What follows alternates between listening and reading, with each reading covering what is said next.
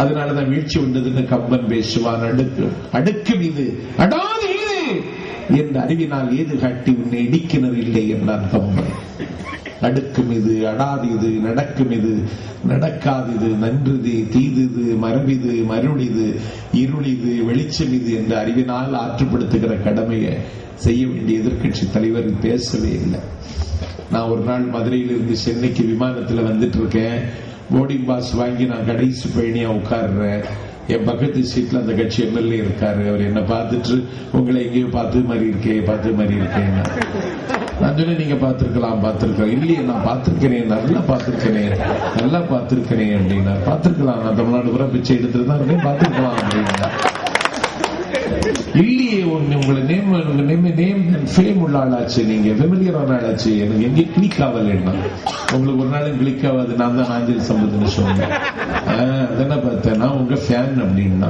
என்னடா நம்ம ஃபேன் அங்க வேற சுத்துதான், எனக்கு தலை கொஞ்ச நேரம் சுத்தி. முல்லை பெரியாறு பிரச்சனை எதிர்கட்சி தலைவர் சட்டமன்றத்தில் பேசியிருக்க வேண்டாமா? உங்க ஆள் தவறு பண்ணிட்டாரு. இது டெவில்ஸ் ஆஃப் டெமோக்ரசி, ஜனநாயகத்தில் இது தீமையாச்சு. அவர் பேசாதது அட்லாண்டிக் பெரும்படை, இமாலய மடத்தரம், பசிபிக் பிசகு, பெரிய பாவம் செய்து விட்டார் உங்க எதிர்கட்சி தலைவர். தமிழ்நாட்டுக்கு இதை விட மோசம் தீங்கு செய்ய முடியாது. அம்மாவுக்கு உங்களுக்கு கருத்து வேறுபாடு வரலாம், அரசியல் சம்பவங்களின் விளையாட்டு எது வேணாலும் நடக்கலாம். ஆனா நாடு முக்கியம் இல்லையா? உங்க தலைவர் ஏன் பேசல அப்படின்னு நான் கேட்டேன். அதெல்லாம் உண்மைதானே பேசல. ஏன் பேசல அப்படின்னு கேட்டேன். இல்ல ஒண்ணும் இல்ல அப்படின்னு. அணை இருக்கிற விவரமே தலைவருக்கு தெரியாது.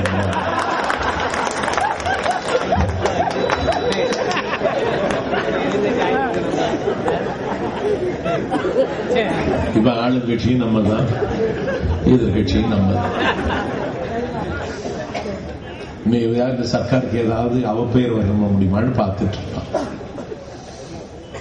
தூத்துக்குடிக்கு பக்கத்துல ஒரு முரடை, ஒரு காலிப்பையன், ஏற்கனவே மேல 13 விளக்கு இருக்கு, ஒரு இளம் பிள்ளையை கற்பழிச்சு கொன்னுட்டான். அது பெருசாக்கலாமான்னு பார்த்து கற்பழிச்ச இடத்துக்கு தான் கனிமொழி அனுப்பி வைக்கிறோம்.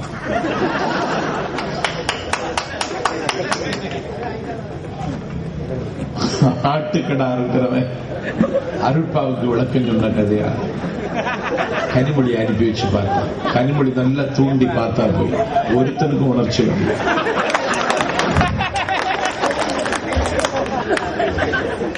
அதெல்லாம் அமைதியாயிட்டான்.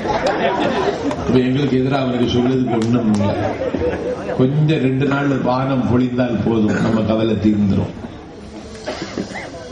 இன்னைக்கு விவசாயிகளுக்கு என்ன செய்யலாம்னு சொல்லி நிவாரணத்திற்கு நிதி எவ்வளவு கொடுக்கலாம், நிலைமை என்னன்னு பார்ப்பதற்கு நிதியமைச்சர் தலைமையில் அம்மா ஒரு குழுவை அனுப்பி அறிக்கையை வாங்கியாச்சு. நிதி அமைச்சகத்திலும் எவ்வளவு நிதி இருக்குன்னு பார்த்து வேற எல்லா நிதிகளையும் குறைச்சிட்டு உங்களுக்கு நிதி தருவதற்கு எவ்வளவு யோசிச்சுட்டு இருக்காங்க. 12 மணி நேரம் மின்சார தட்டுப்பாடு அமலில் இருக்கிற இந்த நேரத்தில் மும்முனை மின்சாரம் காவிரி டெல்டா விவசாயிகளுக்கு மட்டும் அம்மா தாராளமா கொடுத்துட்டு இருக்காங்க. 100 அடி நீளமுள்ள பைப் இன்னைக்கு நீங்க மானியத்தில் வாங்கலாம், டீசல் மானியத்தில் வாங்கலாம்னு சொல்லி அடுக்கடுக்கான திட்டங்களை அறிவித்து காவிரி டெல்டா விவசாயிகளுக்கு மட்டும் 70 கோடி ரூபாய் அம்மா ஒதுக்கிட்டாங்க. நான் கேட்கிறேன், தமிழ்நாட்டில் தற்கொலை செய்து கொள்ள வேண்டிய அளவுக்கு தமிழ்நாட்டில் நிலைமை இருக்கா? இல்லையே. இந்தியாவில் பட்டினி சாவு இல்லாத தமிழ்நாடு எங்கள் நாடு. இதுல குளிர் காயலாமா? நீ கர்நாடகத்தில் தண்ணியை திறந்து விட சொல்லு, விடுவியா? விட்டா நாளைக்கு பிரச்சனை தீரும்.